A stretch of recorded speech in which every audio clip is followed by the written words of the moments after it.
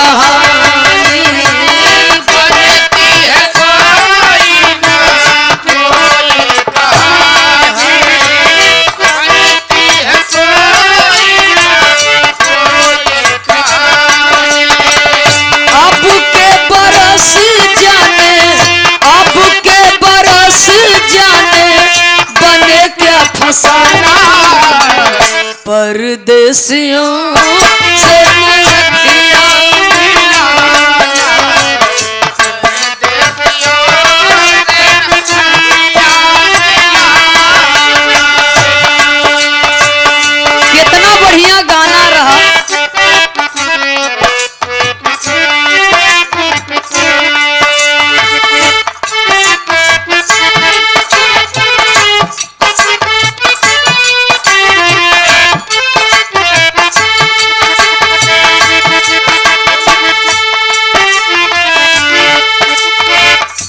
Fashion का दौर बा, दुनिया फैशन में बावरी बा, लेकिन ये गाना का मुखड़े बा कि परदेसियों से नयखिया, परदेसी और पंछी सदा एक समान हुआ करते हैं। दूसरी लाइन लिखा ग, सच ही कहा है परदेसी इनको रात को, सच ही कहा है पंछी इनको रात को ठहरे तो उड़ जाए दिन को, आज यहाँ कल वहाँ है ठिकाना परदेसियों से न। लेकिन तीसरी लाइन और बेजोड़ रही, बागों में जब जब फूल खिलेंगे तब तब ये हर जाए मिलेंगे, तब तब ये हर जाए मिलेंगे, तब तब ये हर जाए मिलेंगे। कब गुजरेगा, कब गुजरेगा पतझड़ का जमाना परदेसियों से नजरिया मिलाना, परदेसियों से नजरिया मिलाना, परदेसियों से नजरिया मिलाना।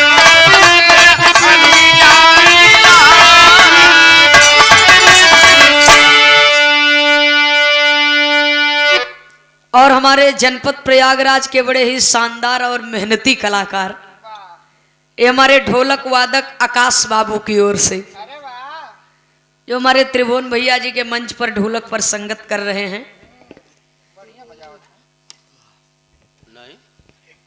ये आपकी ओर से 100 रुपए का पुरस्कार आया है। बहुत बहुत आपको हृदय की गहराइयों से शुभकामना है। माता सरस्वती जी की दया दृष्टि बनी रहे। दोनों जने कितना बोले बनाई ढोल वोल बजावे के मतलब आग मेहरारू छोड़े परत तो से पूछत हैं इतना मेहनत हो जाती है बरे का मतलब जैसे हैं वैसे हो ही जा। मेहरारू छोड़ दे 1,50,000 तक छोड़ाऊंगी। तू आकाश समझत होई तू।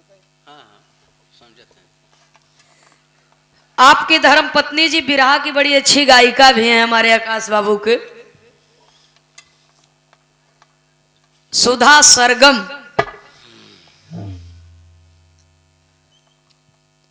बड़ी अच्छी कलाकार हैं और हमारे आकाश बाबू को आप लोग देख ही रहे हैं। मालिक करे कि माता सरस्वती जी की दया दृष्टि आप पर भी रहे और सुधा जी पर भी। सुखी रहे परिवार भी सुखी रहे, पूरा पूरा सकल समाज सुखी रहे। बहुत सुंदर बिरहा आप लोगों ने सुना, सामाजिक दास्तान। काम धाम का समय बा, यही बदे कमलेश भैया शाम की कहे रहन कि समय से आई जाए जल्दी बिरहा शुरू होए, ये लिए कि धान का कटाई और पिटाई चलत बा। तो सब यहाँ किसाने लोग बैठा हैं, बिरहा सुनत हैं। रात बीते चाहता अब, ब्रह्म बेला का वक्त बा, आधा 1 घंटा और। एक छोटी से सामाजिक गीत आप हमारे तरफ से सुन ला, समय न लेते हुए उसके बाद कार्यक्रम का समापन किया जाएगा।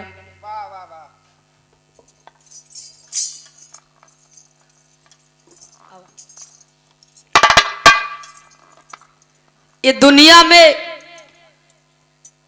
कमलेश भैया कहा जाता है कि शिक्षा के बगैर एक कदम भी हम लोग आगे नहीं बढ़ा सकते। लेकिन बड़े अफसोस के साथ में कहना पड़ रहा है कि शिक्षा जितने उच्च स्तर पर जाता, सभ्यता उतने निम्न स्तर पर आवता। तो शिक्षा के साथ साथ हमारे घर के बच्चों को सभ्यता और संस्कृति भी देनी चाहिए, क्योंकि सभ्यता जो होती है वो धरोहर में नहीं मिलती है, वो स्वयं पैदा करना पड़ता है, स्वयं कमाना पड़ता है। एक बिरहा की प्रस्तुति आपके बीच में होगी, सामाजिक चित्रण, पारिवारिक दास्तान है।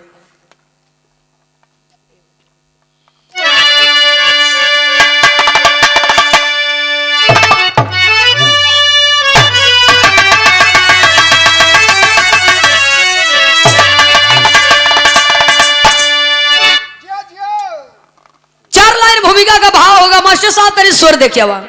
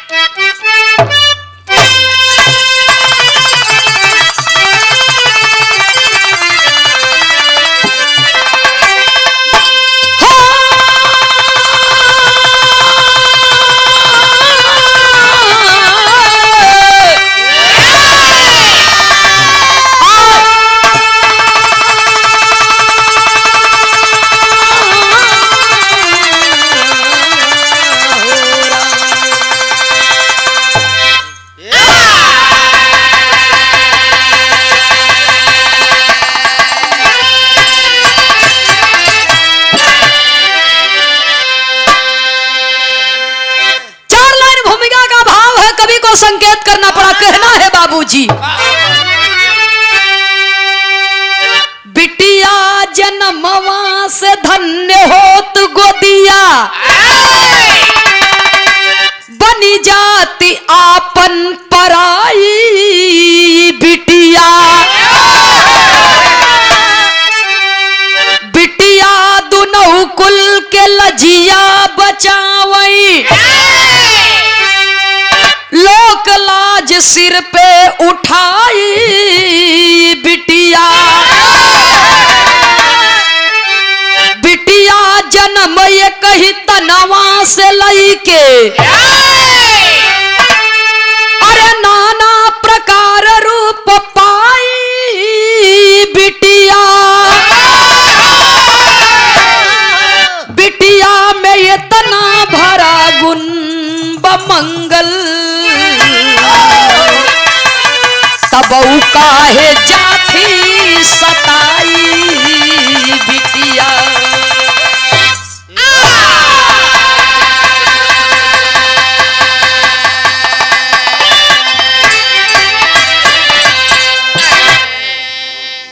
बिरहा में एक लाइन गजल का भाव है, कहना है बाबूजी।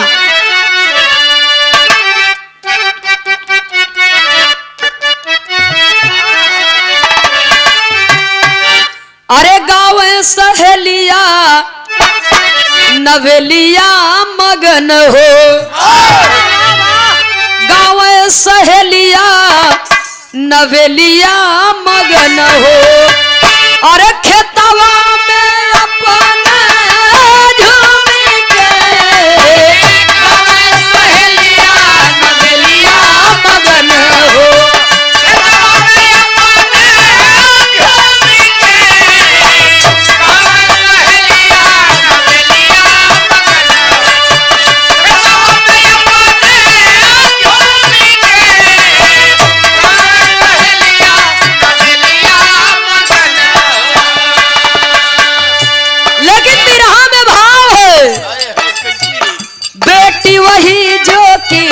लजिया बचावे। बेटी वही जो कि लजिया बचावे अपने पति परिवार के। बेटी वही जो कि लजिया बचावे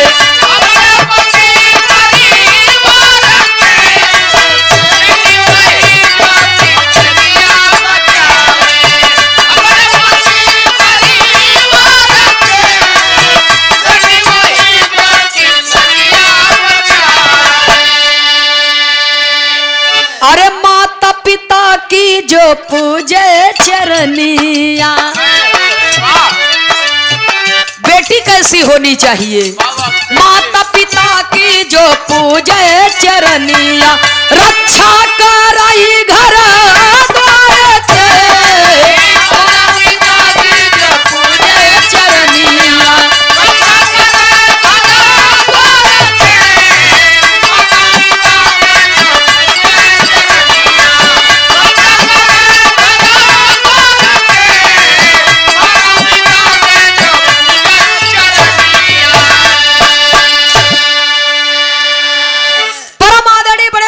श्रीमान कमलेश यादव जी, आपके छोटे अनुज जी लवलेश यादव और अशोक यादव, ये तीनों भाइयों की ओर से सादर 500 रुपया देकर के सम्मान किया गया।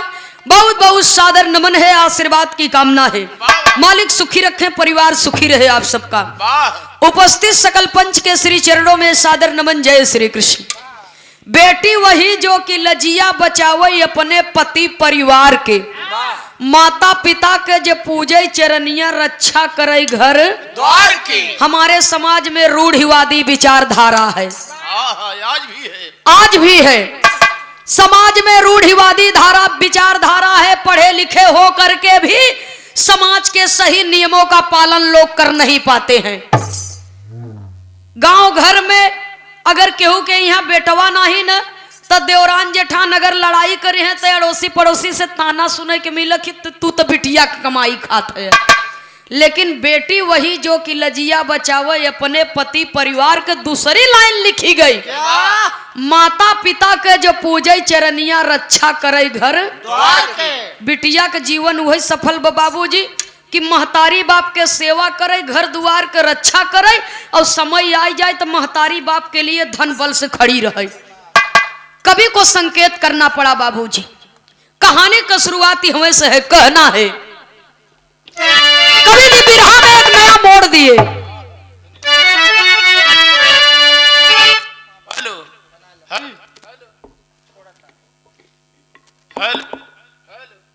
ना संजय से गड़बड़ रही, रचे से देख ले।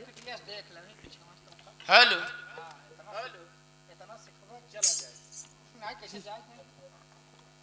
जाने दे तो का करबो।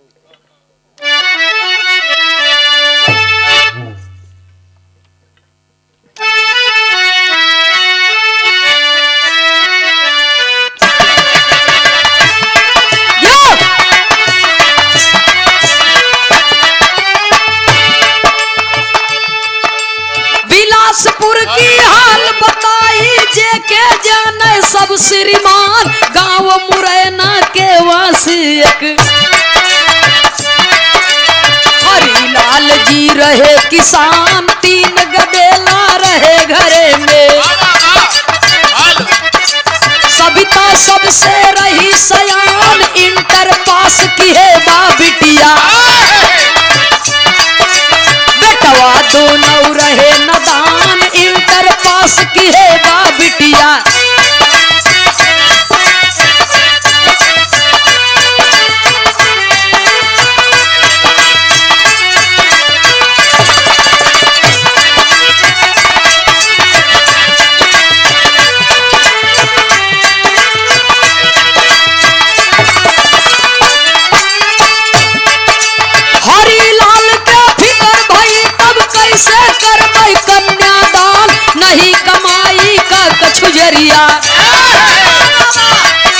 सोची सोची बाबू परेशान। भाग दौड़ खूब किए पिताजी।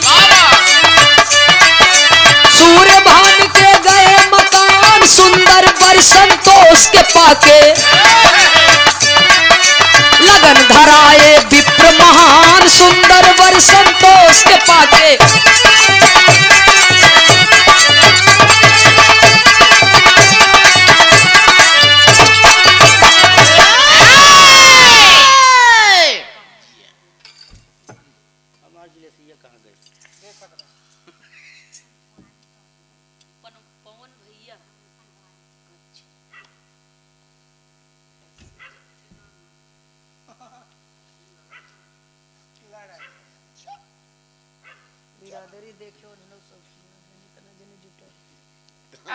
ये दिखा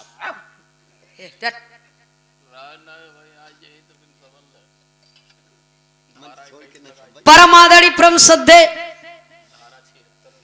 श्रीमान पवन भैया जी की ओर से एक कलहवारी की पावन धरती से आल्हा के भाव पर सादर 102 रुपया देकर के सम्मान किए।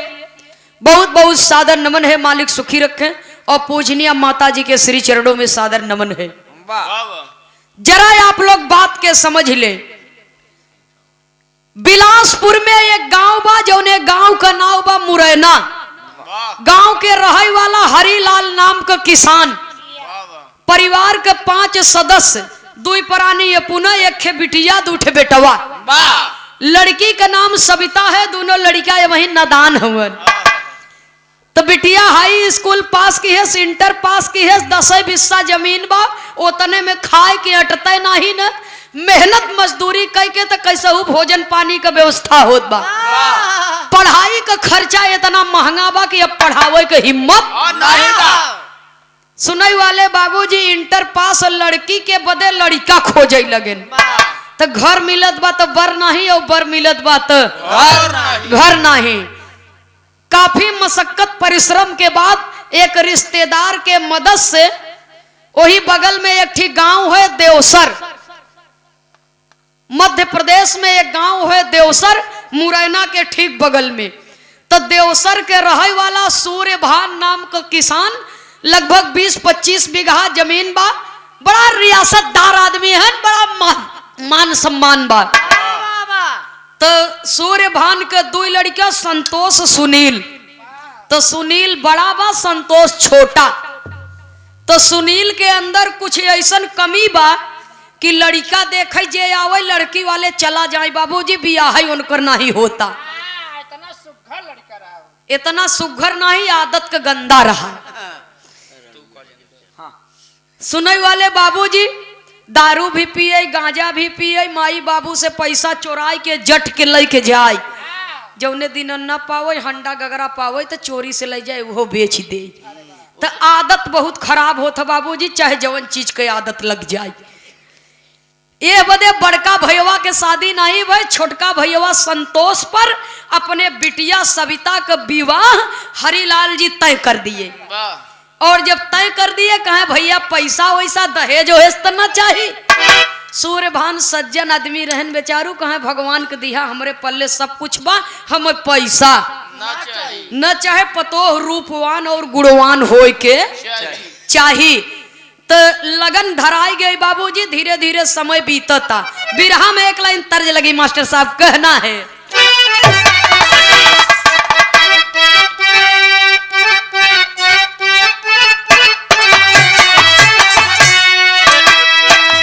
हमार मातारी बहन लोग के गाँव थी। कहवा से आवेला बाबा के तितिलावा हो,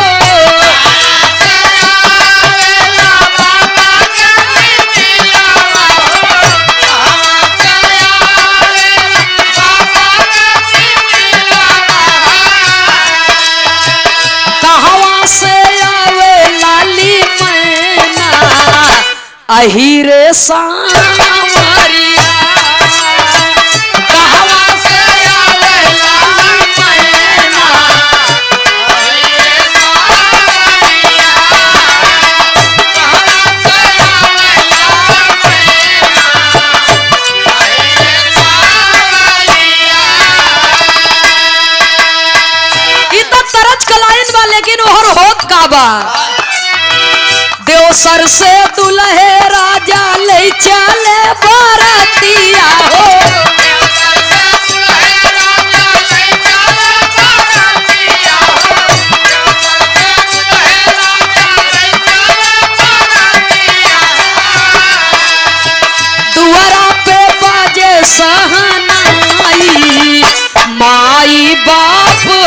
से दुआरा पे बाजे सहनाई माई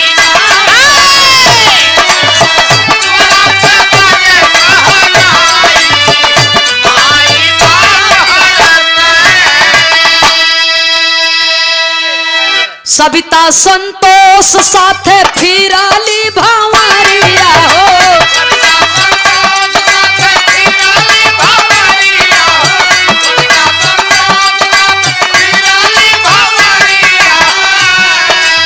संगवा के सखी सब गावेली गरिया हो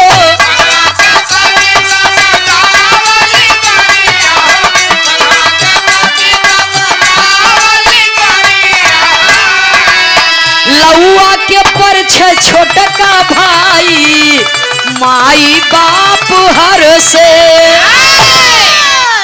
बड़े प्रेम पूर्वक से बारात सज धज के आई दुआर चार भ जल जल पान भ भोजन संपन्न भ विवाह भी संपन्न हुआ। और जब शादी संपन्न भई बाबूजी तो यहर जनवासे में जब दुल्हा जाता तो ओहर दोस्त यार होकर सब कहत हैं कहे का यार एक ठे बात बतावा तुहार बाबू ये तना बड़वार मनई अब तू इतना खूबसूरत हैंडसम जवान है और जौने भीख मंगा खिया लिया के कह दिए नहीं कि के कहे दो चक्का गाड़ी पावे के एक साइकिलो न पाया कायदे से कुछ मिला उला नहीं बर्बासन। जब इतना बात सुनत बाबूजी संतोष दुल्हा तो ओकर दोस्त यार ओकर बैंड दिमाग के ऐठत ऐठत ऐठत ऐसा ऐसे ऐठ दिहन। मैं ऑल इंडिया फिंडे बोल रहा हूँ। सुने वाले बाबूजी इस दिमाग का बैंड ऐठ दिहन कि वो लगा दूसरे और घूम के बोले। तो हर जब विवाह संपन्न होता रात से तो ओके फुलाई दिए हैं देखा घर बिगाड़े वाले ऐसे मिलत थे। एक तो बियाह नहीं होता बड़के भाई के दूसर के इनकर लहबा तो दोस्त यार मिल के ऐसा बिगाड़ दिए हैं कि ये बेचारू एकदम फूला है भीतर भीतर। तो बियाह जब संपन्न भ तो दुल्ही दुल्हा कोहबरे में जाते हैं। वाह दारू पिए खाते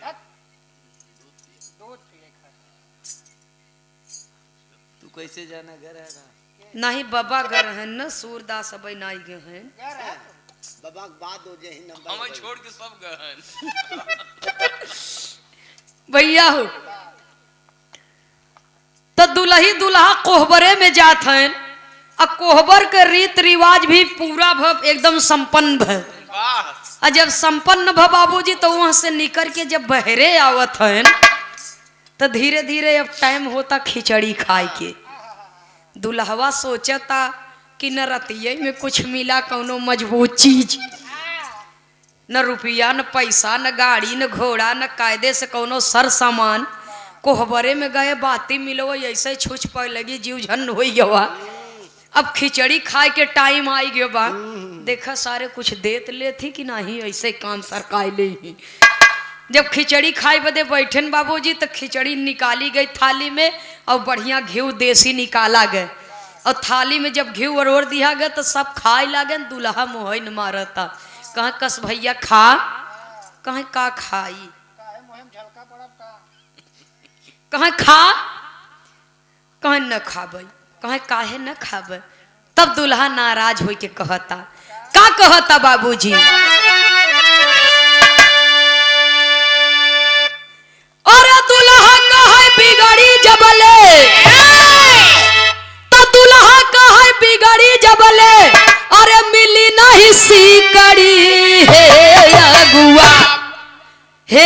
अगुआ तबल खाई नहीं खिचड़ी हे अगुआ तबल खाई नहीं खिचड़ी हे अगुआ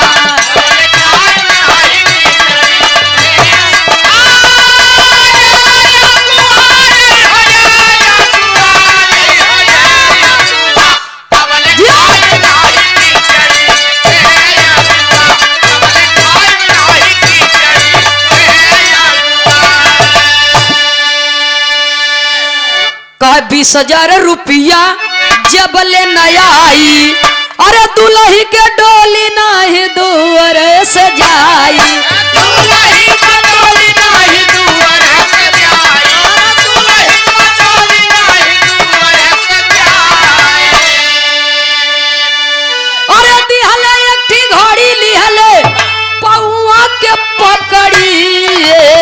बबुआ चल के खाई ले खिचड़ी ए बबुआ। दुल्हवा कहता हम खिचड़ी न खाब, कहे काहे न खाब, कहे जब तक 10, 20, 50 हजार रुपया नगद न मिल जाए और एक सोने के सिकड़ी न मिल जाए मेहमान ससुर खिचड़ी ना खाई है। जब इतना बात सुनत अगुआ कहे भैया तोहार पिताजी कौनो रुपया पैसा सोना चांदी के बात नहीं कहे रहन। दुल्हवा कहा एक काम कर, जब बाबू बुला लिया हुआ जा बुला लिया हुआ यहाँ खिचड़ी खाए, अब बर विदाई कह के अपन लिया जाए, फिर बबुआ देख रेख कर ही हमसे मतलब। जब इतना बात सुनता अब हम पर्दा में बता दिया का करे, सबके सामने बेइज्जती ये पर्दा फाड़े वाले आदमी हैं। कहाँ ये बबुआ लिया जाए देख रेख कर हमसे मतलब नहीं न। जब इतना बात सुने तो बाबूजी लड़की के बाप तो गए एक ठे घड़ी खरीद के लिए आए, जवन कुछ लगे पैसा रहा 10-5 हजार दई के घड़ी हाथे में पहिराए के कहे हे दमाद बबुआ करके लिया जा। पहले ज्यादा दहेज वहेज मिलता नहीं रहा सूरदास जी, सुनने वाले बाबूजी कमलेश भैया बहुत ज्यादा दहेज मिले पहले के समय में। एक घड़ी दे दे और एक रेडियो बाजा दे दे ट्रांजिस्टर, फिलिप्स बहादुर ये ट्रांजिस्टर का नाम है, और एक साइकिल दे दे हरकुलिस 24 नंबर, हाँ बड़की सीट वाली कठार लदा दे। ये कुल दहेज रहा, गवन वन दोंग वोंग जाए ते काखे भैंस पड़िया उड़िया आँख दे। सुनई वाले बाबूजी तो उनके हाथ घड़ी दे दिए ना, 10-5 हजार जवन लगे रहा दई के कहे देखा भैया इस संसार में इंसान बिटिया के बियाह करत है दामाद के बेटवा के रूप में पावे के चाहत रखत है, और जब बेटवा के शादी करत है तो बहू के बेटी रूप में पावे के चाहत रखत है। आज से हमारे 3 लड़किया हो गए, एक बेटवा तुहू हमार है, बेइज्जती जिन करावा हमारे बिटिया के विदाई होए दा। आ जब हम आओ चौथ लइके तब जवन कुछ हमारे हो सके ओके ले आओ, नंगई करे के ना चाहिए हट करे के ना चाहिए दरवाजे पर। अच्छा कैसो मनावत मान मनौवल हो गए, दुल्हा राम मान गए। अब लड़की के विदाई होता तब कभी को बिरहा में एक लाइन तर्ज का भाव देना पड़ा, फिल्म फिर तेरी कहानी याद आई कहना है।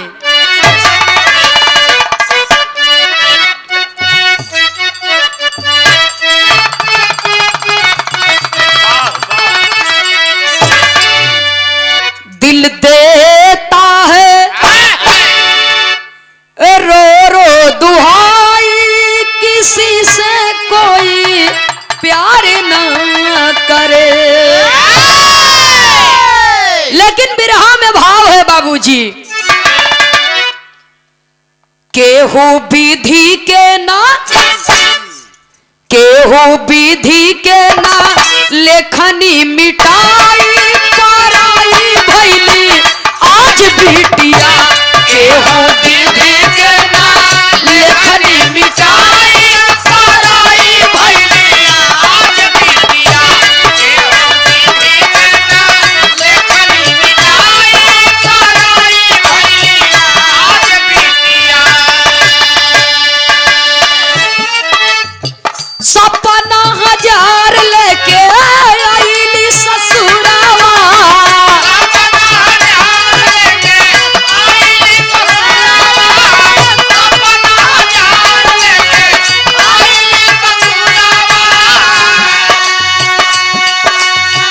मुहवा फुलाए रहा पूरा परिवारवा, मुहवा फुलाए रहा पूरा परिवारवा,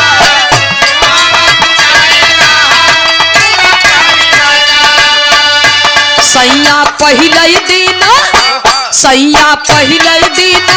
नौकरी तकाई पराई भैली आज बिटिया, सैया पहले दिन नौकरी तकाई पराई भैली आज बिटिया, सैया पहले दिन नौकरी तकाई पराई भैली आज बिटिया। लड़की के विदाई भई, चाहे अमीर के बिटिया हो चाहे गरीब के बिटिया हो बाबूजी, मायके से ससुराल जाती है अपने जीवन में नए प्रवेश में जब बाबूजी अपना कदम रखती है नया परिवार में, तो हजारों करोड़ों सपना वो लड़की के हृदय में रहता है कि ससुराल बढ़िया होई, जीवन साथी बढ़िया होए, अब पूरे मन से सबकर सेवा कर सकी, सबके अपने प्रेम भाव से एक सूत्र में बांध करके रखूं। हजारों सपना है बाबूजी, वो लड़की अपने ससुराल जाता, सासुरानी पतोह उतारत है, और जब भीतर ले गई बाबूजी तो गांव के मेहरारू नात रिश्तेदार के सब जुटी हैं मोह देख बदे। और जब मोह देखत है कहा वाह चौधराइन तो इतना नगद पतोह पाए हैं, इतना बढ़िया पतोह पाए हैं कि ऐसा तो अगल बगल गांव में कोई का पतोह इतनी सुंदर नाही बा। बेटवा के मोह फूला बा, माई कहत है बहुत सुंदर हो, जब हमार लड़के नहीं खुशी बा तो हम इनकर सुंदरता लेके चाटप की अचार खटाई ना हो। सासुरानी को मुँह ना ही सोच बा बाबूजी, वो आदमी तो ग्रिसिया नहीं बा। दिन बीत गया, शाम के टाइम बा, यही जगह पर कहा जाता रईस बाप को बिगड़ी हुई औलाद। पैसा कौड़ी बहुत बा परिवार में बाबूजी, लेकिन संस्कार गड़बड़ होता। पिता का सोच कुछ और बा, बेटवा का सोच कुछ और बा। अपने दोस्त यार के संगे बैठ के पैक पे पैक लगावता, दारू पियता, एकदम ओवरलोड हो गया बाबूजी, हाथे में खी बोतल उठा लिए वो खाली। और धीरे धीरे जब पहुंचता घरे के भीतर और 2 बजत है रात, और जब घरे के भीतर पहुंचता परिवार के मनई तो सब सोई गए हैं। दुल्हिया उठ के अपने पति के पैर छुअता, तो वो तो एकदम मस्त बा पिए, तो कहता खबरदार जरा तुम मेरे लायक। वो अंग्रेजी बतियावता, मेरे लायक बिल्कुल नहीं हो। कहा तुम मेरे लायक, तेरा बाप सारा बड़ा कमीना है, कुछ दिया नहीं। दुल्हिया कहो तो सैया ऐसा काहे बतियावत है, अब वहीं आप अपने होश में नहीं है, आवा बैठ। प्रेम से बैठावे चाहता बाबूजी, और वैसे घूंघट ओढ़े बा, और घूंघट के आड़ से उन्हें देखता, घूंघट के आड़ से उनके देखता चेहरा जैसे ओकरे आँखी में उतर जाता नक्शा जितना बा। सुनई वाले बाबूजी, और धीरे धीरे जब 10-5 मिनट बीता तो ये कहता संतोष कि तुम मेरे लायक नहीं हो, अब हमार तोहार सुहागरा तबई होए जब तोहार बाप सोने के सिकड़ी दे दे ही, 1,50,000 रुपया हमके दहेज में दे ही। इतना कह के दारू के बोतल वही कमरा में गिराए दिए, फूट गए, वो बहरे निकल के आई। बहरे निकल के आई बाबूजी, बढ़िया पुरवैया का हवा पाए सोई गए। जब सोई गवा तो भोरहिया में उठा, अपने बाप से उहो नहीं पूछे, से महतारी से आदेश ले करके चला गया ड्यूटी करने के लिए। गुजरात ड्यूटी करता था, और जब ड्यूटी करने के लिए चला गया बाबूजी तो यह दुल्हिया के मन का दशा का बा, कभी को विरहा शैली में टेरी के भाव में लिखना पड़ा।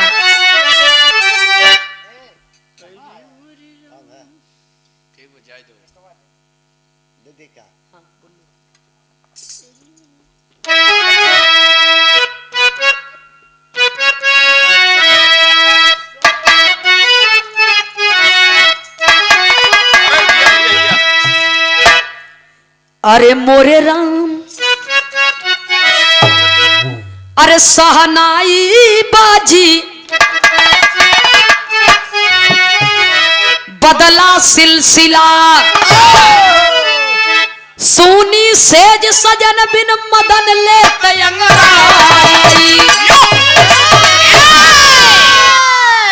सोनी सेज सजन बिन मदन लेते अंगड़ाई, रे सहनाई बाजी बदला सिलसिला। सहनाई तो प्यार की बजी, लेकिन जीवन का सिलसिला ही बदल गया।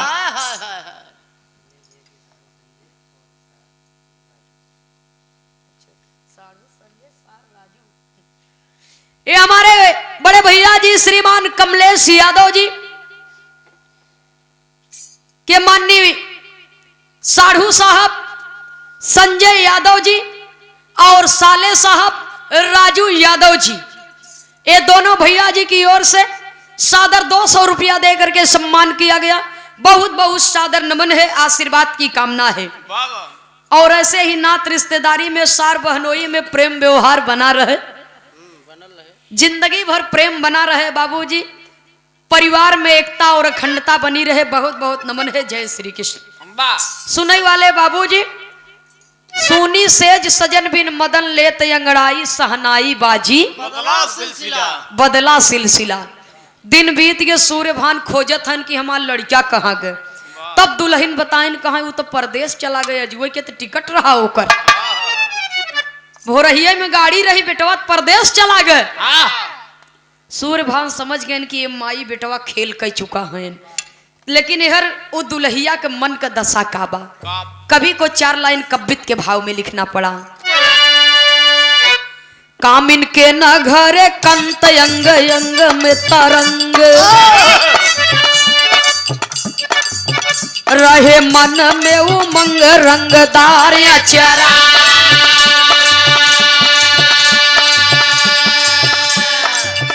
ख्वाब पिया बिन अधूर कैसे काटी दिन दूर, सोई से जिया पे हूर था उघार अचरा।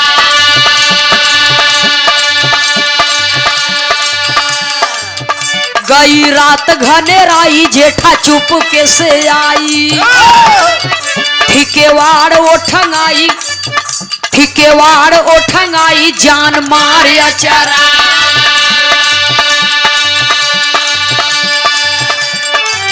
घात कर चला पापी धरती माता गई कापी, घात कर चला पापी धरती माता गई काप। धापिया बरू के करे तार तार अचरा, धापिया बरू के करे तार तार।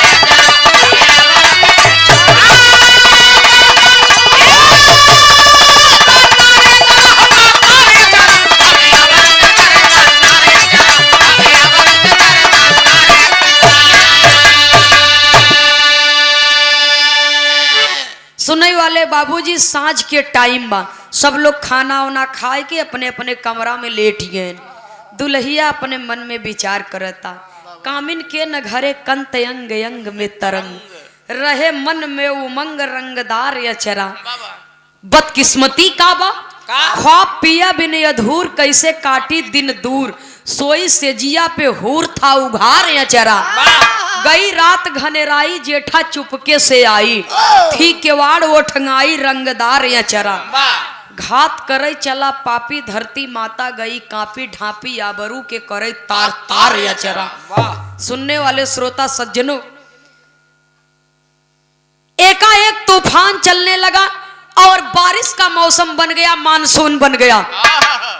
दरवाजा तो उठंगा बा लेकिन खिड़की खुली बा, और पलंग पर लेटी वो दुल्ही अपने पिया के विरह में बावरी याद कर रही है कि ये भगवान, ये कौन कर्म का सजा मुझे आप दे रहे हैं। क्या मेरी यही गलती है कि मैंने गरीब के घर में जन्म लिया है?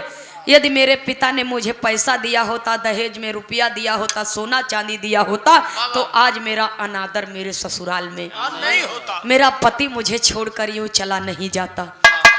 सुनने वाले श्रोता सज्जनों, हवा अचानक से तेज हो गई। अब पलंग पर लेटी दुल्हन विचार करत बा, अपनी फूटी किस्मत पर रो रही है। और तब तक बाबूजी हवा का झोंका लगा और शरीर पर से आंचल होकर उड़ई लगा।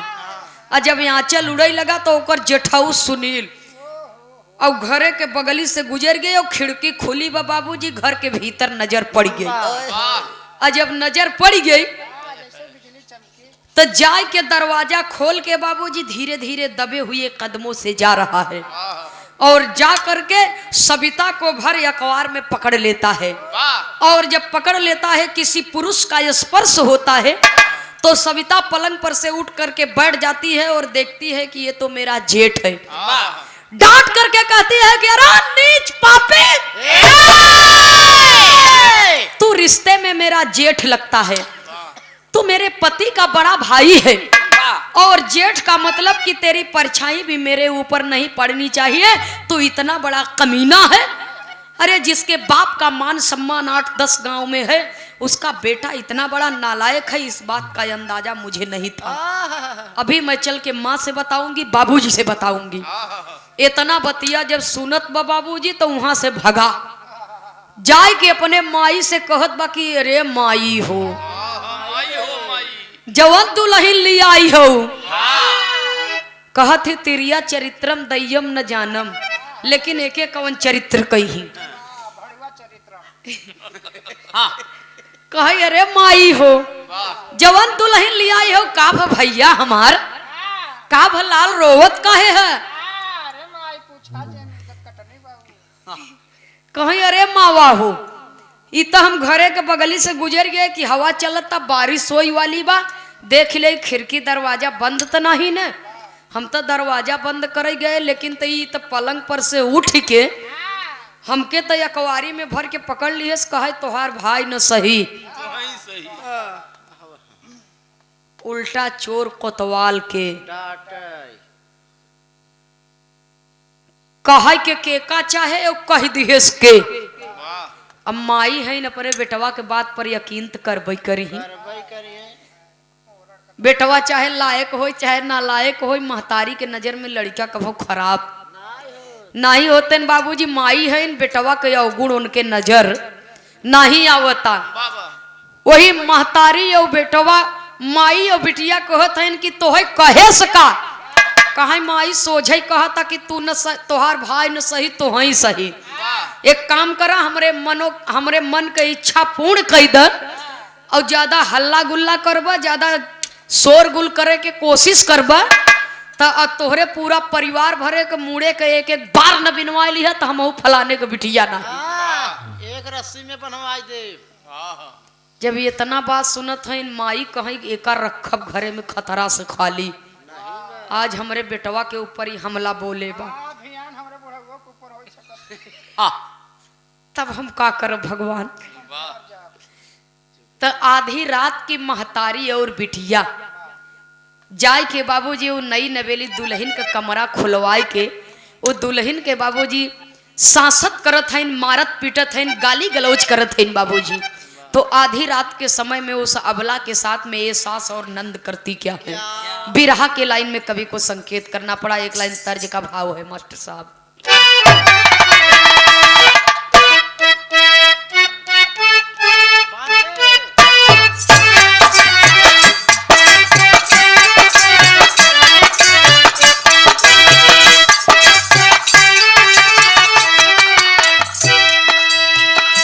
कावने करनवा जोगी जोगा वारा मावाले, अरे जोगा वारा मावाले, कावने करनवा भिखिया मांगल होरा।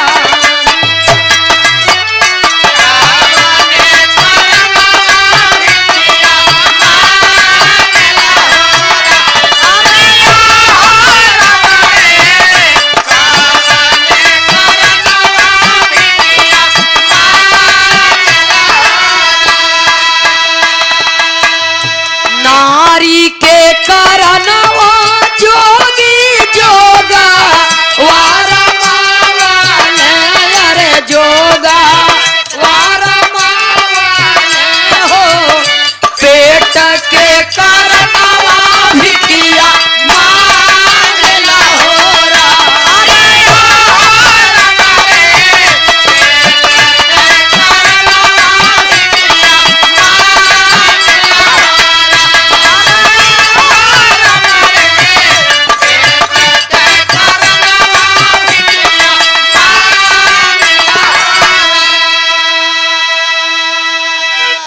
सुनने वाले बाबूजी, आधी अधूरी जानकारी खतरा की निशानी होती है। सच्चाई के महतारी बिटिया जाने की कोशिश नहीं करत है, और गरीब के बिटिया के बाबूजी आधी रात में प्रताड़ित करत हैं। दोनों माँ बेटी बर्ताव कैसा करती हैं।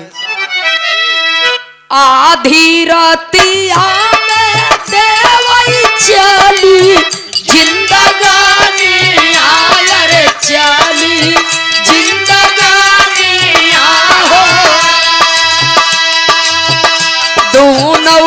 कलाजिया बचावली बिटिया।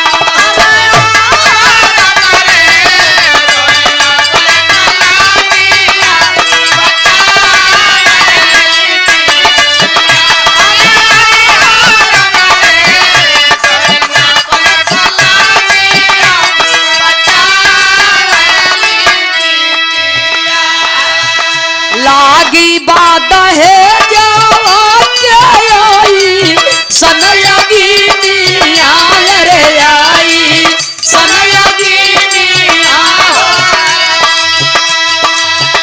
माउत के राया पनावे ली बिटिया।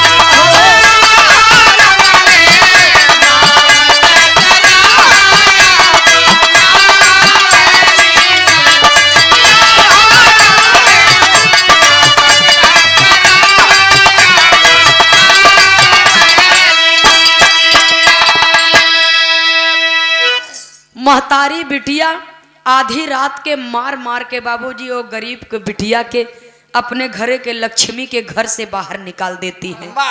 और जब घर से बाहर निकाल देती है वो लड़की मरती क्या न करती बाबूजी अपने मन में विचार करत बा।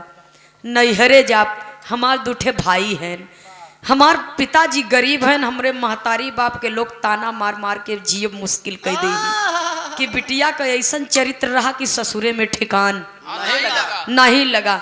यहाँ रहब तो हमरे आबरू और मान सम्मान पर लोग धावा बोली हैं। तो नैहर सासुर दोनों छोड़ के तीसरा रास्ता अपना लेती है। सोचत बा चल के कतो नदी नाला में बूढ़ भराए के मर जाब, न रहब न देश दुनिया का ताना महना, न रही बांस न बजी। जा करके बाबूजी पुल पर से नदी में छलांग लगा लेती है और पानी में कूदी जरूर में, लेकिन बिना बदे मृत्यु भी नहीं होती है। पानी में कूदी बाबूजी और एक किनारे पर बहते बहते जाती है, पत्थर से चोट लगा बेहोश हो गई और जा करके एक किनारे पर लग गई। और जब एक किनारे पर लग गई बाबूजी तो मछुआरों के बस्ती के लोग, कुछ मछुआरा लोग जा करके देखते हैं नदी के किनारे तो एक लड़की बेहोश बा, ओके पानी में से निकाल के बाहर ले आवत हैं। बाहर ले आए के डॉक्टर वैद्य बुलाए के इलाज कराए के जब सविता होश में आ जाती है बाबूजी तो मछुआरों से सवाल करती है कि भैया आपने मुझे क्यों बचाया, मुझे मर जाने दिया होता, मुझ जैसी अभागन का इस दुनिया में कोई जरूरत नहीं है। जिसका पति परमेश्वर ही उसका शत्रु बन गया हो, उसके मान सम्मान की रक्षा न कर सके, उसके प्रेम की कदर न कर सके, जिस परिवार में उसको सम्मान न मिल सके, इस धरती पर मुझे जीने का कोई अधिकार नहीं है। जब ये इतना बात सुने बाबूजी मछुआरा बस्ती के लोग तो कहे बहिन तनी आपन राम कहानी विस्तार पूर्वक बतावा। जब सारी बात वो लड़की बता देती है बाबूजी तो वो लोग करते क्या हैं? क्या आल्हा के लाइन में कवि को संकेत करना पड़ा, कहना है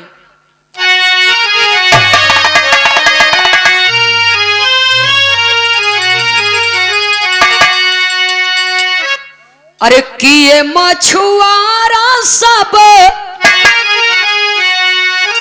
आपस में बिचारावा भैया, एक के बेचदा बाजारी में जाए, मिला एक दलाल बेचा गुजरा शहरी आया भैया, कोठवा के ऊपर राही गुजरा सुना,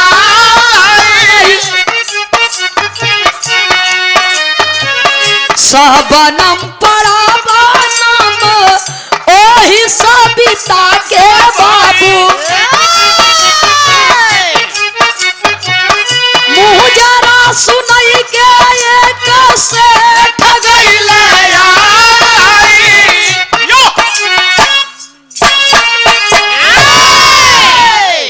ओ मछुआरों की बस्ती में वेश्याओं के दलाल का आना और जाना था। तो मछुआरा के लोग सब विचार किए, बाबूजी बस्ती के लोग विचार किए कि कौन सा हमारे घरे दुआरे के बा, तो एके रख के अपने जान को आफत न पालब। बाबा एक काम करा, वही दलाल भैया के बुलाए दे, एके यहाँ से हटावा, जीव छुड़ावा। सेवा में श्रीमान बड़े भैया कमलेश यादव जी के साढ़ू हैं, बड़े भैया जी सुनील यादव जी की ओर से सादर 100 रुपया दे करके सम्मान किए। बहुत बहुत सादर नमन है। मालिक सुखी रखे, परिवार सुखी रहे, और ऐसे ही साढ़ू साढ़ू के मान सम्मान बना रहे। एक बात जान ले सुनील भैया, ये कलयुग में वर्तमान समय में दुइये रिश्ता विराजमान बा, देवता में हनुमान है और रिश्तेदारी में भगवान। ये दो रिश्ता पुजायमान भाई दुनिया में। सुनने वाले बाबूजी, खैर ये तो हंसी मजाक की बात है, परिवार में मान सम्मान बना रहे। जय श्री कृष्णा। बिरहा में कवि को संकेत करना पड़ा बाबूजी। एक दलाल जब आता है तो कहता है कि अरे बहना, तू जिसके विषय में बात कर रही है वो तो मेरा परम मित्र है, मेरा लंगोटिया यार है। जब सारी बात जान लिया हरामजादा, तब कहत बा कि वो तो गुजरात में रहता है, फला फला जगह पर ड्यूटी करता है, तो तू हमारे संगे चला। कोई का बात मानी न मानी, हमार बात मान के तोके अपने पत्नी के रूप में स्वीकार जरूर करी। इतना बात कह करके सविता को लिवा करके चल दिया और गुजरात शहर में जा करके वेश्यालय में सविता को बेच दिया और मुंह मांगी कीमत ले लिया। तो उस कोठे की मालकिन मौसी सविता का नामकरण करती है, सविता से शबनम रखा गया। गजब को खूबसूरती मालिक ने दिया है। सविता शबनम बनकर पांव में घुघरू बांध करके बाबूजी उस कोठे पर नृत्य करने लगी, गीत गाने लगी। दिल के चोट खाए हुए लोग आते और उसका नृत्य देख करके, गीत सुन करके बाबूजी उन्हें सुकून मिलता और सविता के ऊपर शबनम के ऊपर नोटों की बौछार कर देते। धीरे धीरे शबनम को खूबसूरती और शबनम के कला की चर्चा पूरे गुजरात शहर में होने लगी। तो एक दिन एक सेठ जी अपनी गाड़ी को खड़ी किए और कोठे के ऊपर गए। शबनम का मुजरा चालू हुआ और जब मुजरा चालू हुआ बाबूजी तो शबनम मुजरा करने लगी और जब मुजरा समाप्त हुआ तो शबनम महफिल से उठ करके कमरे में जाने लगी। तो सेठ जी पहुंचे ना, उन्हें देखें ताऊ शबनम का कलैया पकड़ लिए। आए शबनम, ये सूरदास जी हैं, शबनम समझ के कलाई जिन पकड़ा, धोखा खाए जावे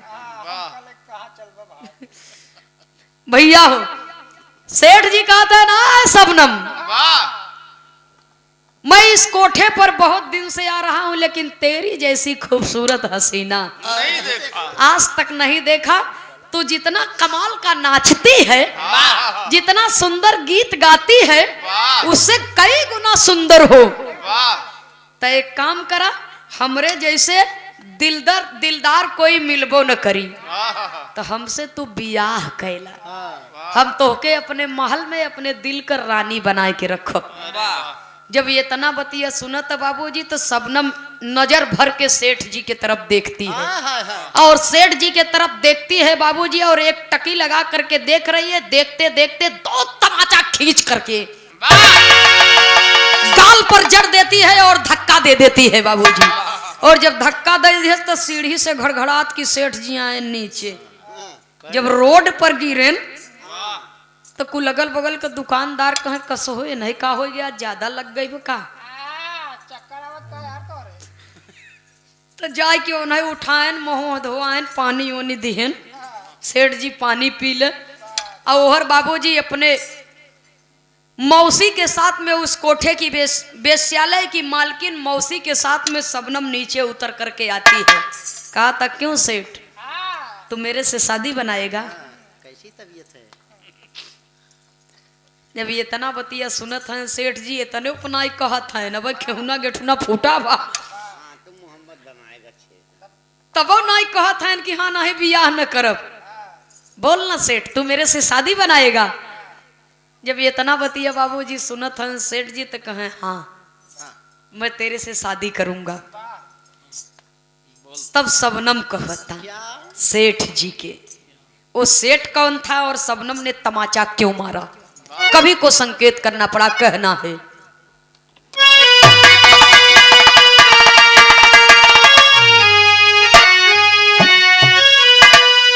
अरे कहो रोई के सबनम बतिया माना हमारी, कहो रोई के सबनम बतिया माना हमारी, अब तोहरी सविता दुल्हनिया बनल बाटुअरी।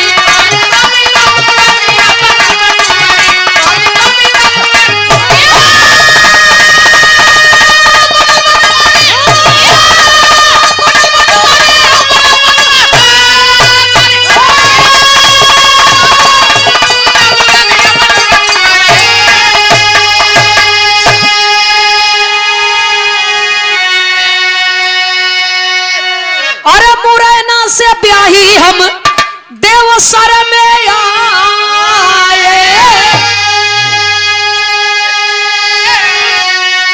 सपने में तुम्हारा प्यार नहीं पाए।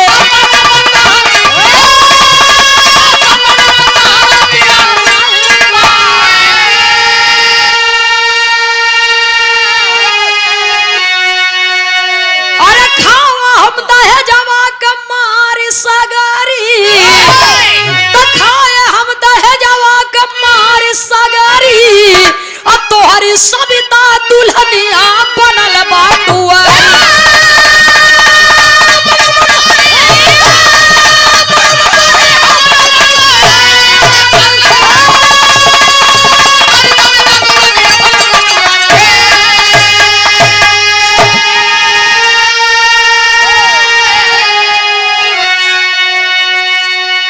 वो सेठ कोई और नहीं, उसी सविता का पति था संतोष, जो उन्हें सेठ के यहाँ संतोष नौकरी करता था।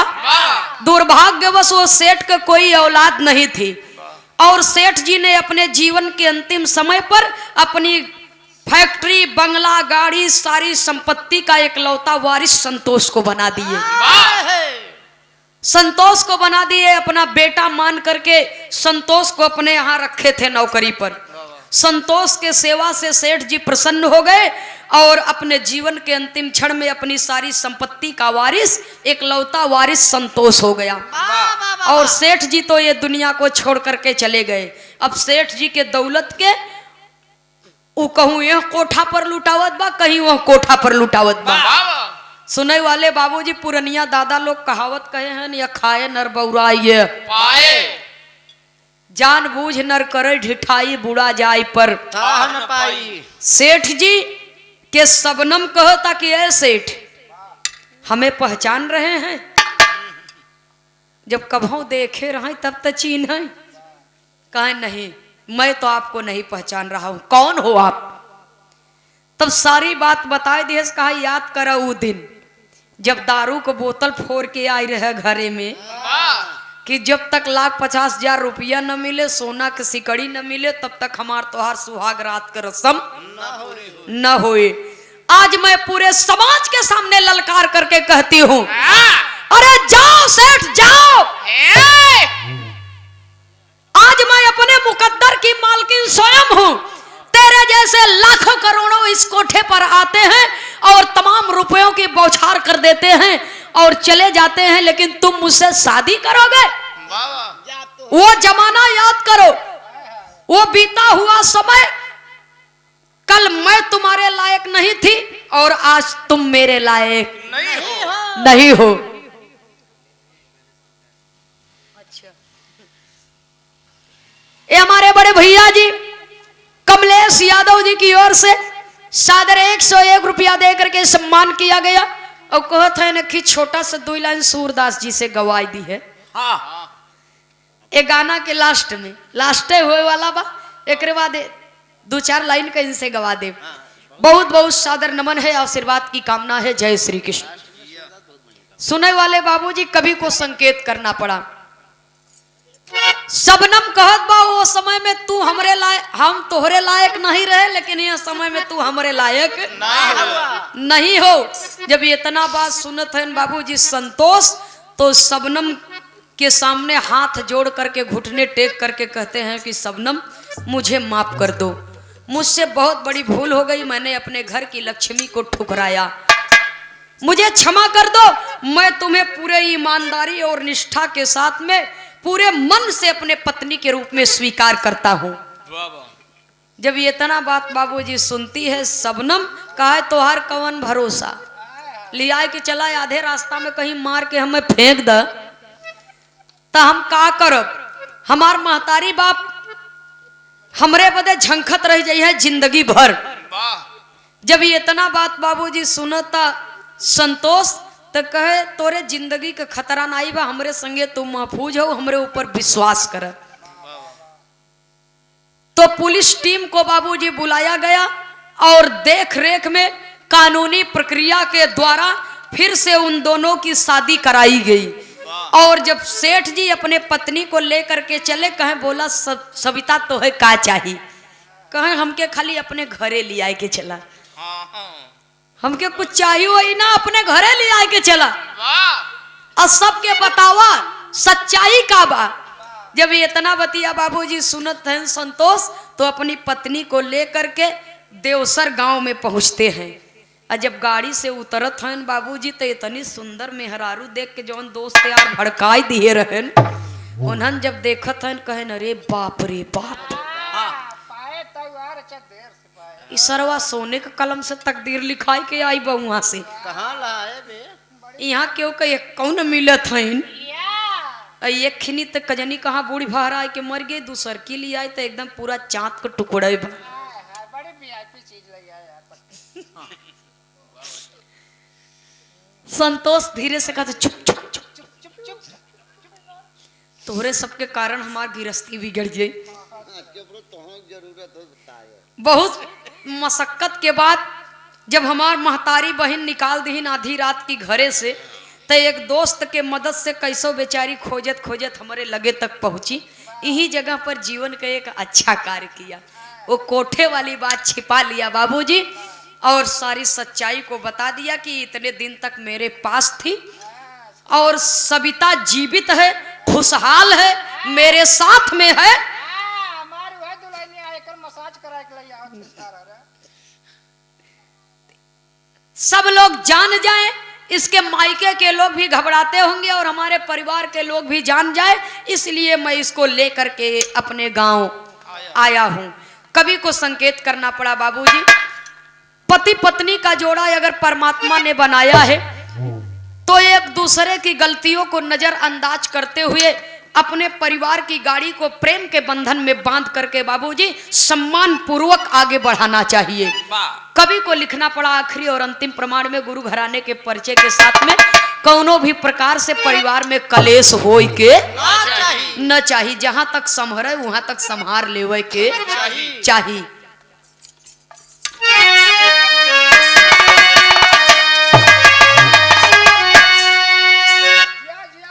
स्वामी सीता राम हित कवि लहुरी स्वर्ग सिधारे, मंगल यादव जौनपुरी जी सुंदर गीत सवारे।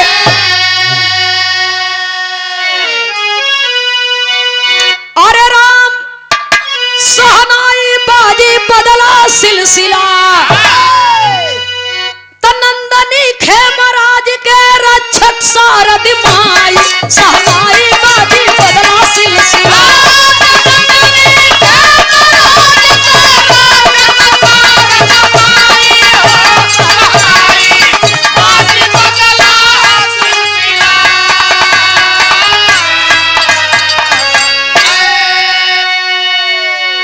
हमरे गावे बजावे में कहे सुने में जाने अनजाने में किसी भी सज्जन के हृदय को ठेस लगी होगी तो हम हृदय की गहराइयों से क्षमा प्रार्थी हैं। जियत जिंदगी रही फिर भेंट दीदार होई। हमरे कमलेश भैया सूरदास जी के मुखार बिंदु से कुछ सुने चाहत हैं। सूरदास जी चाहे भोजपुरी हो, चाहे हिंदी हो, चाहे भक्ति हो, चाहे जवन हो, कुछ तू गाव, 2 लाइन गाय के हमरे कमलेश भैया के श्रोता भगवान के सुनाए दे। एक बाद कार्यक्रम का समापन किया जाएगा। काहे एकदम लगा दिए हैं तोहरे सामने, बोल ही सुनाई जाए। बोल ले हाँ हम लोग डबलिया जब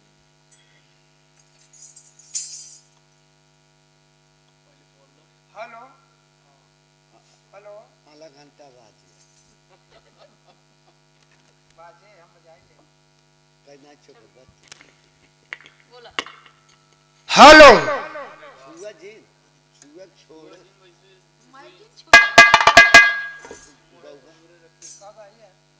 हाँ बजा बोला छोड़ दे फिर काहे छुई लेते भाई छुए ना वो अपने आप छोड़त ढेल बने हेलो हेलो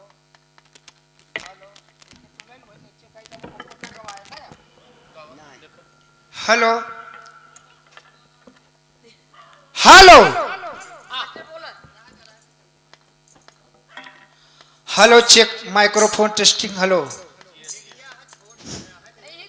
चला हो यार रात बीत गई एक तो ले कहीं वाले हम बोलब हाँ एक तो ले हाँ तेरी बोले और गांव पे हेलो हाँ दिखाई मोटी आवाज में hello hello hello hello hello hello hello हमने मोहवक सोची हाँ आप सही हाँ अरे वाह कल देखा एकदम सही बा बहुत सही बा आप सही बा और नीचे कह देगा नहीं लील गाहक नहीं ऊपर सुतुर मुर्गे के नाम पर मुड़ी और फिर आप सही बा ना हाँ एकदम सही बा बजा के आओ बजा देखी जियो अरे बा मालिक क्या बात है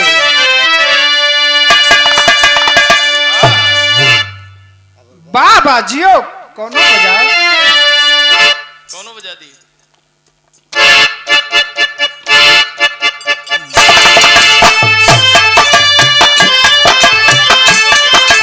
क्या बात है क्या बात है वो बंदा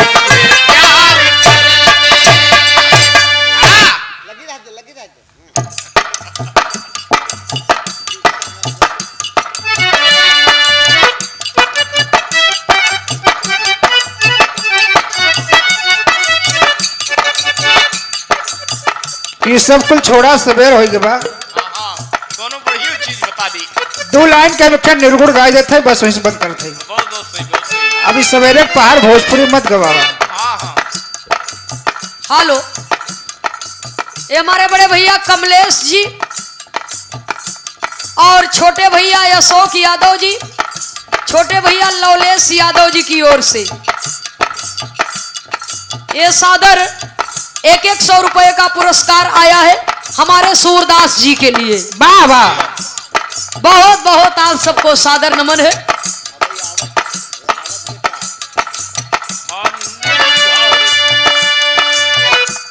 बदल द मालिक पैसा ले ले पैसा तो लाया ले भाई आधा हिस्सा बा बेटा समझ ले है ये हमारे परम आदरणीय आप अभिषेक यादव और सुनील यादव की तरफ से 151 रुपया मिला हो सवेरे सवेरे के पहाड़ बा ला भैया पकड़ ले तो वहीं ले ले अंका पकड़ा रहा तो ठीक रहे एक लाइन तनी तर्ज बजा दे मुन्ना वाह समझ का रहे बताओ तो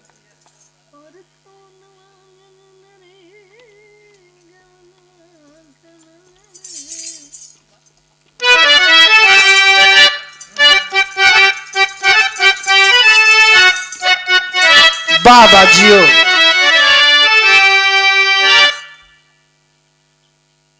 कौनो देवर अपने भौजाई के विषय में कहे बा मत बोला जेठवारत लवट के आ जाओ का कहन मास्टर अरे कमरिया के पतरी कमरिया के पतरी कमरिया के पतरी कमरिया के पतरी मिलल बाड़ी भौजी हो कमरिया के पतरी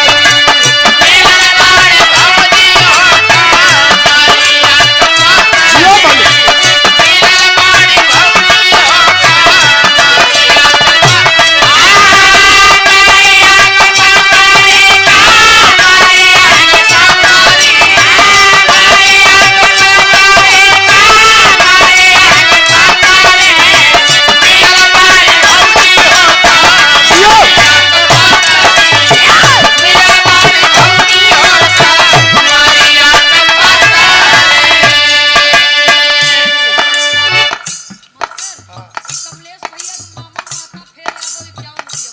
ये हमारे कमलेश भैया का मामा माता फिर यादव जी माता फेर यादव जी इ मामा के तरफ से 51 रुपया का पुरस्कार बा पहले लगे हो हमार कहना है ए भैया ई माया के नगरी हो आया हम माया के नगरी में कहना है अब है नंदनी बताए न किया जितना जने है सब औरत है तो ये भाव में कई बा का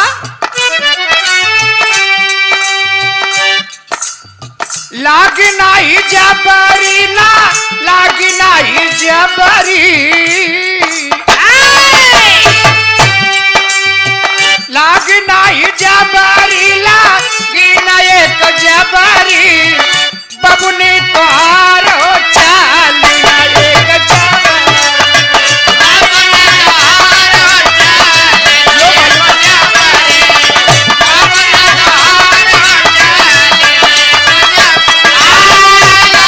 क्या बात है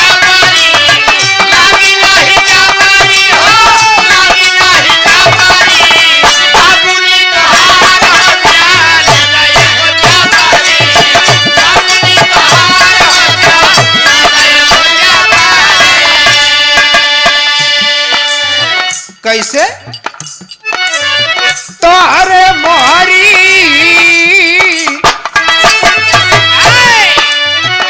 आई है बारात लेके तोहरा सजनवा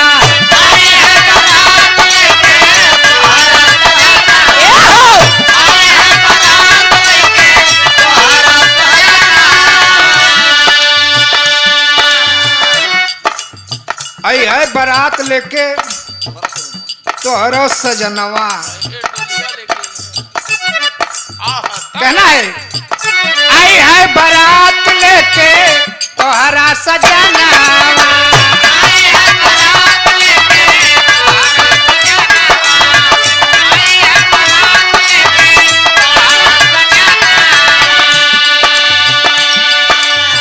चली जाबू चली जाबू एक दिन पिया के संग चली जाबू एक दिन पिया के भवना चली जाबू एक दिन पिया के भवना तोहरा भुलाई जाई तीजियाऊ कजरी तोहरा भुलाई जाई तीजियाऊ कजरी बाबुनी तोहार लागी ना एक जबरी बाबुनी तोहार लागी ना एक जबरी बाबुनी तोहार लागी ना जबरी लागी ना जबरी लागी ना जबरी लागी ना जबरी बाबुनी तोहार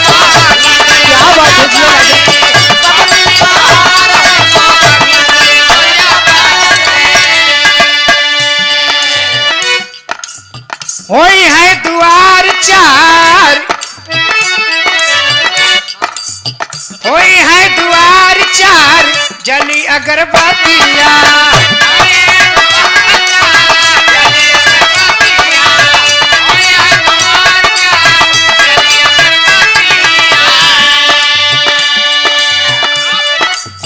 माई बाबू के या पड़ो रतिया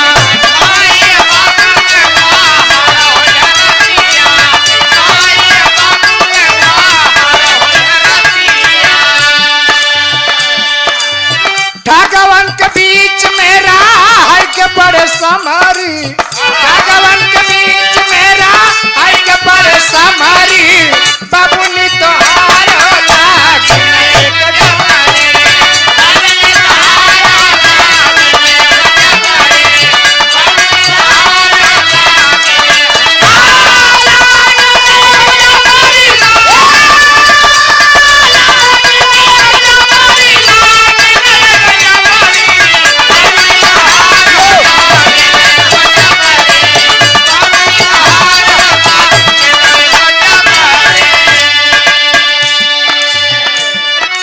कहना है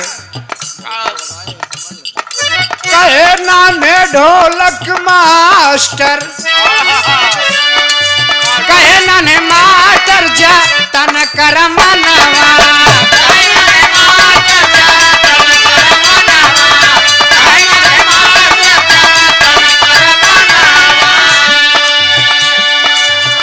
और धान धाम छूटी जाई दाना धाम छूट जाई न संगवा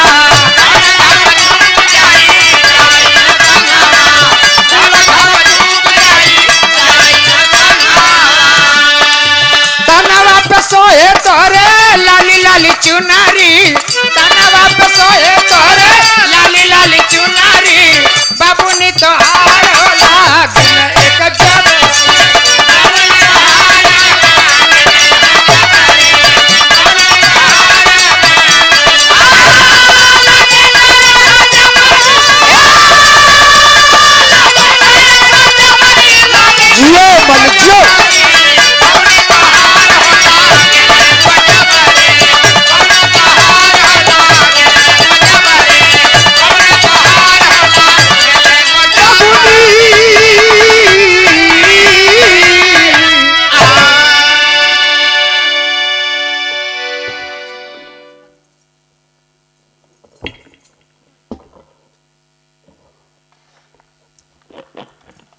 वाह मास्टर वाह।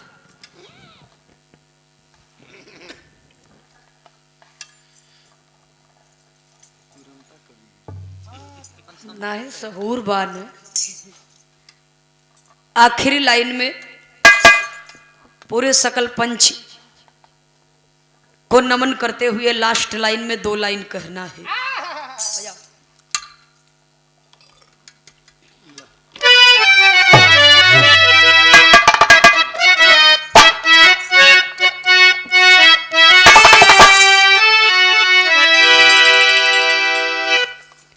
कि सब दिन बाबा हे सब दिन रही न समैया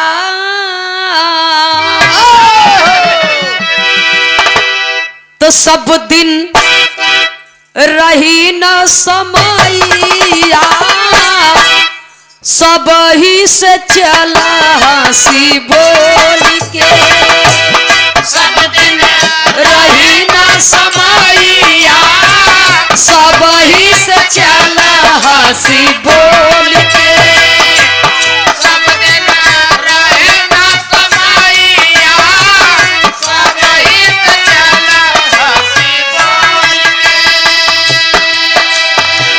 बिरहा सम्राट बाबू दुखीराम यादव जी कहा करते हैं पुरुष होत बलवान नहीं समय होत बलवान भीलन लोटी गोपिका वही अर्जुन वही बान समय का पहिया कब किस वक्त किस मोड़ पर घूम जाए कोई गारंटी वारंटी।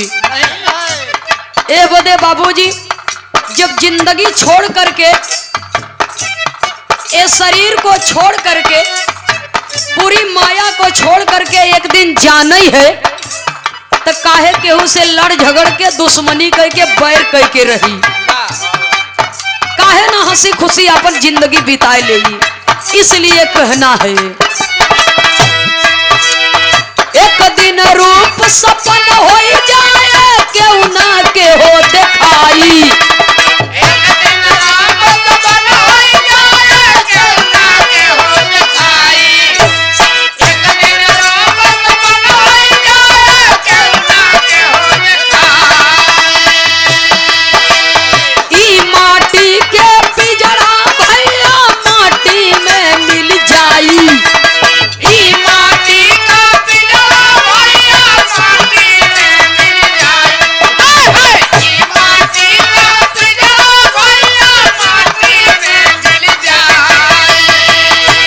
जहिया आई है या नवाइया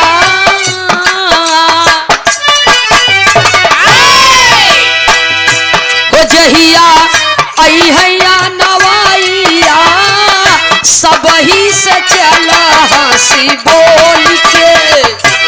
जहिया आई है या नवाइया सब ही से चला हंसी बोल के।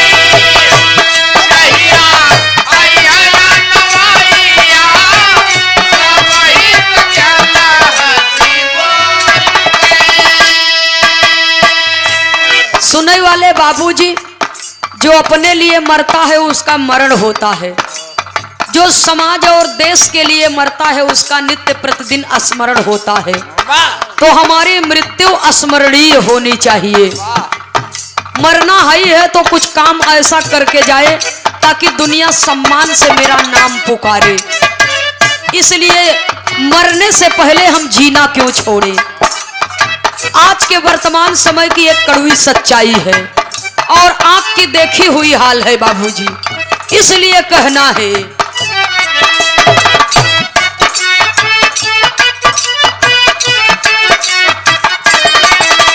हाथ गोड़ सब जवाब नहीं है पौरुख जाए और आई।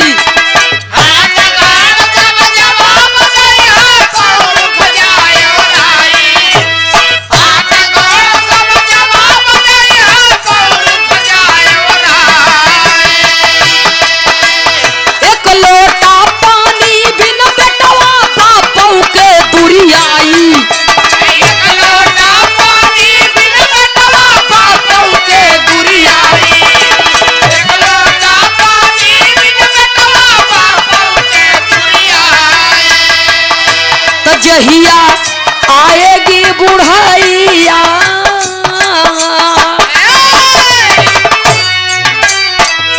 हे, जहिया आएगी बुढ़ैया सब ही से चला हंसी बोल के।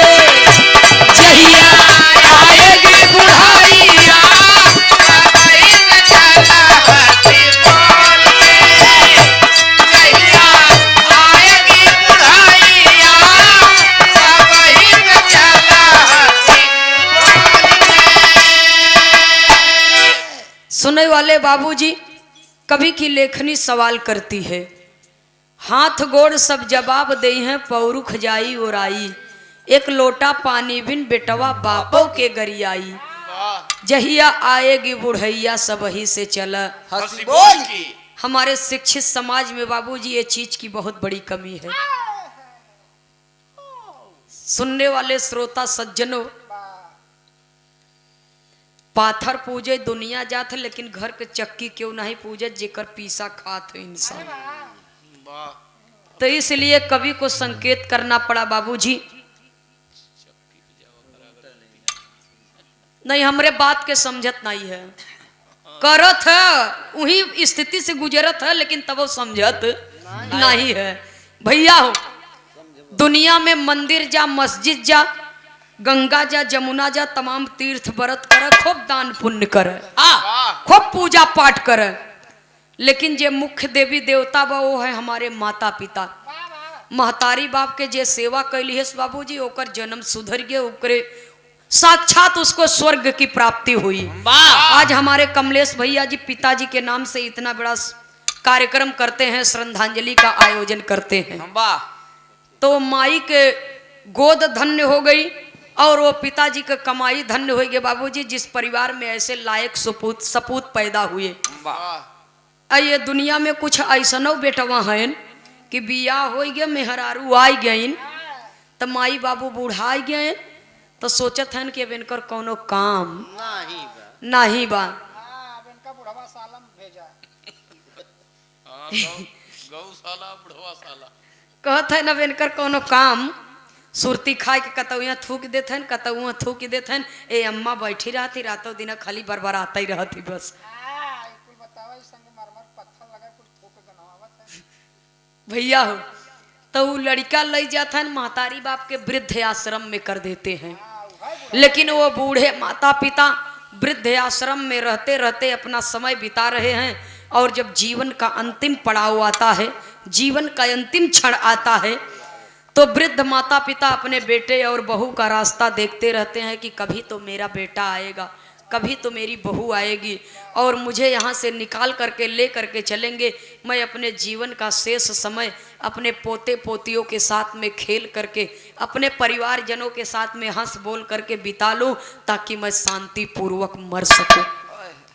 घर का रास्ता देखते देखते, बेटे की बाट जोहते जोहते बाबूजी वृद्ध माता पिता की आंखें सदा सदा के लिए ढक जाती हैं।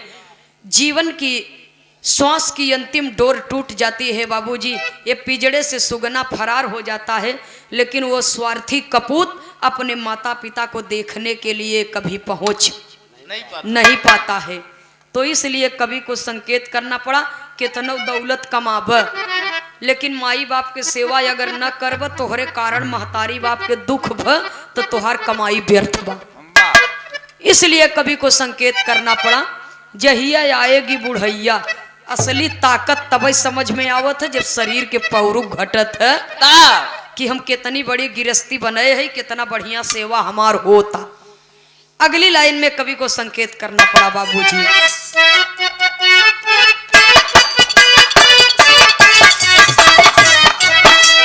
दुई दिन काई जीवन बाटे जाने सकल जहां,